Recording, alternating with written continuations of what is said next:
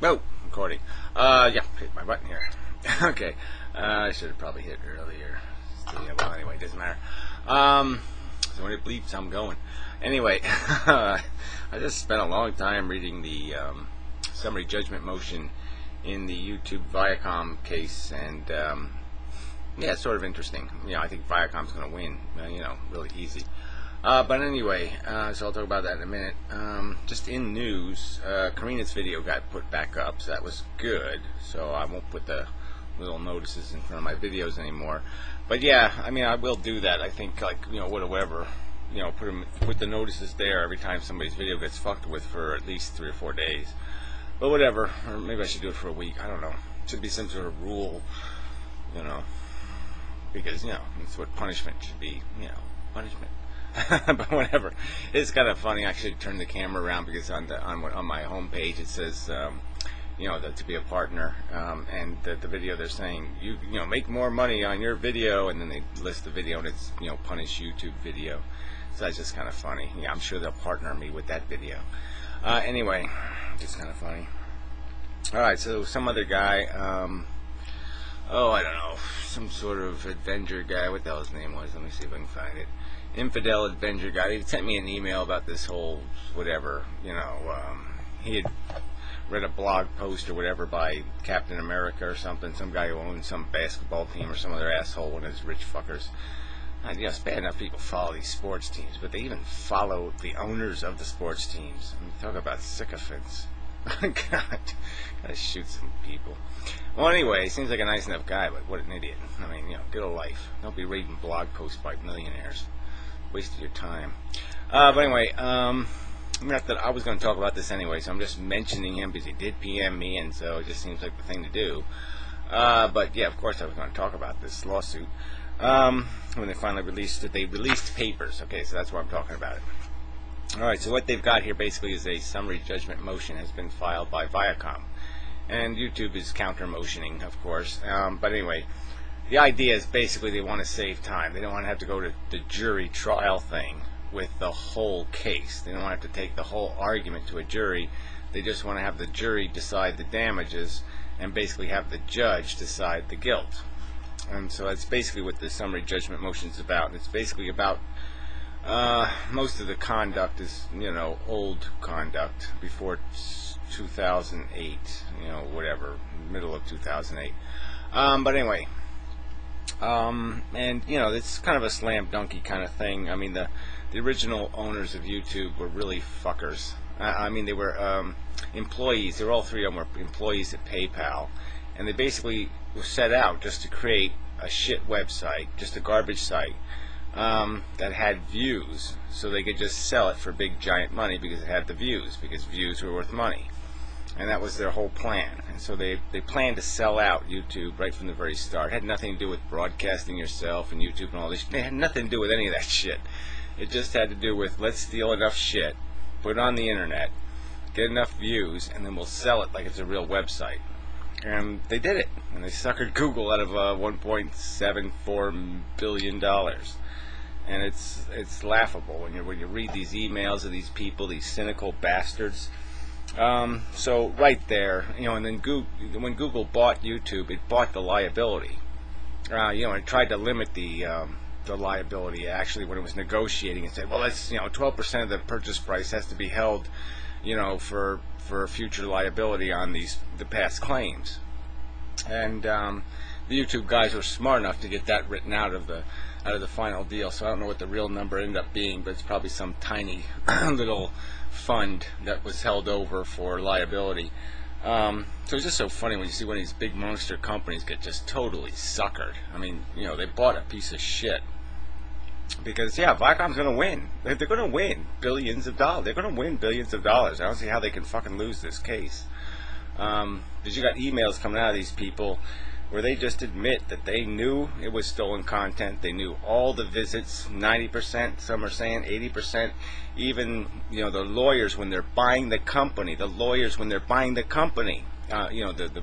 not the lawyers, the investment houses, have estimates of 58% of the views are being generated by stolen content. And they still buy the goddamn thing. I mean, it's just like, and their real internal numbers are closer to 75 to 80% of all views are for stolen content. And that once you have this generated audience, once you're a bookmark on somebody's website, and all, I mean, Viacom didn't even make this argument, but it's a really, slam dunk kind of argument, in my opinion, is, once you're bookmarked, once you get your site there, and you got those views, they will come back. Once your name is in their head, they will come back to your site. And so they got all of their popularity was generated. It's pretty clear, 90% of it, whatever the number, by stealing other people's content. It was that simple, and they knew what was going on. Even some of the owners said, "Go steal it," to each other, because some great clip was out there. They said, "Go steal it." So yeah, I mean, it's a slam dunk case, especially in the old. Before Google bought it. But then when Google bought it, they knew exactly what they were getting into. On their own Google video site, before they bought YouTube, they inspected every video before publishing it. After they bought YouTube, they stopped doing that. I mean, they wanted to get right into the racket. And then they're all crooks. They're all liars. I mean, conveniently, nobody has any of their emails. So the inventors of Gmail, somehow they just can't function. They can't do their email right. And some of them just point out quite deliberately, well, I delete everything. Yeah, right, because you're a crook.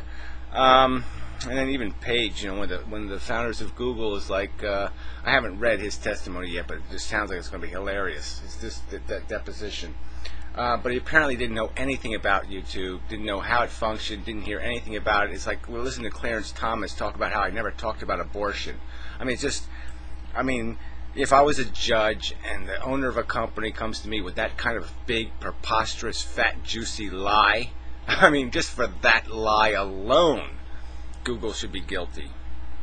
I mean, you're going to come into a fucking court and just basically lie. That's all he did. He just lied in this deposition. There's no fucking other word for it. He fucking lied. I mean, just think that he didn't know what YouTube was, right? This is one of the owners, one of the founders of Google. And, yeah, I don't know what YouTube is. YouTube, I don't know. I mean, this is preposterous.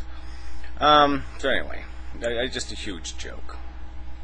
And, especially when you think about how much he was engaged in all this copying of other books, because they were doing that whole copy the internet book thing and all that other crap. So he knew all these issues and this copyright crap and all this stuff. There's no way he can just pretend he was ignorant of it all. This is such bullshit. Anyway. So, there's just little things. I mean, YouTube had apparently at one time for 2 weeks, they allowed users to flag videos for copyright violation.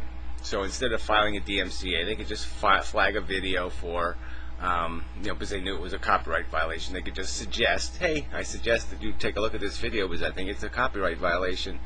And they only did it for 2 weeks. And why they stopped doing it? Well, it seems quite obvious. They stopped doing it because they didn't want to know that the content was copyright violation, because then they'd be responsible, and they didn't want to take any responsibility. It was they completely did everything they could to make the system broken. They didn't want there to be any way for the system to prevent the violations of copyright. And so they're just dead. They're just dead. They're guilty as hell. They're fucked. So there was pretty good arguments about the DMCA and the fact that it doesn't give you the right to just hide. Companies can't just hide there and say, oh, we didn't know anything, we couldn't know anything, we couldn't do anything. You can't really do that. There is provisions in the law that basically say you have to have some effort. You have to make some effort to do something. You can't just sit back and say, I'm helpless. The users are doing it and I can't stop them. And YouTube had demonstrated that they could stop them. They could do things, and they chose not to do them. And even when they started doing the fingerprinting thing, that was kind of funny too. They had this fingerprinting technology, so they could basically tell that if somebody was uploading content that they had this signature of. And they would only do it, though, for companies that would engage in a license agreement. So if you weren't willing to let YouTube broadcast your stuff and make money off your stuff, in some sort of 50-50 deal or something, then you couldn't protect your stuff. And so it was this grotesque extortion. This was like a mob hitman coming up to you and saying, pay me or your house is going to, you need fire insurance. Your house looks like it's going to burn down, so you better pay me some fire insurance. I mean, it was just as bad as this. Is like a mobster. Google's a fucking mobster. It was extorting. It's basically saying either pay us or we're just going to steal your stuff. We're just going to let our shitty little creepy users steal your crap. And it was just so willful. I mean, it's just like I said. There's just no way I think a judge is going to say anything but, yeah, you're guilty. Fuck you.